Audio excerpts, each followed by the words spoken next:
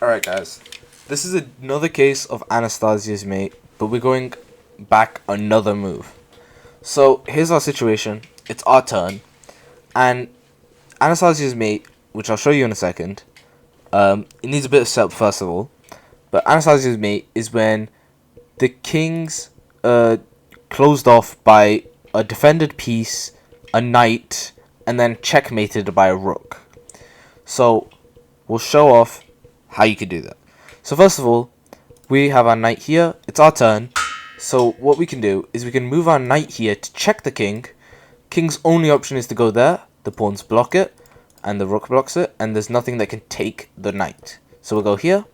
King moves over. Now, we have a mate in 2, which is to sacrifice our queen to move this king up, because the king has no other options. So I'll take it with the queen. And in this situation, the king is in check, and it can't go there because of the queen and the knight. Can't go there because the queen and also this pawn. And it can't capture the queen in any way.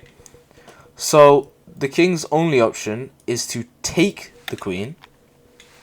And this allows us to deliver mate with the rook. So I'll just go through the king's moves first of all.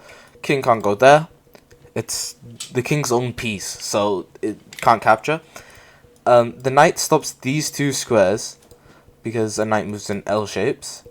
And that stops these 2 squares, so the king cannot escape. So the king is stuck on this H file, which allows our rook to come in and deliver mate, stopping the king from moving to either of these squares and checking it in the process.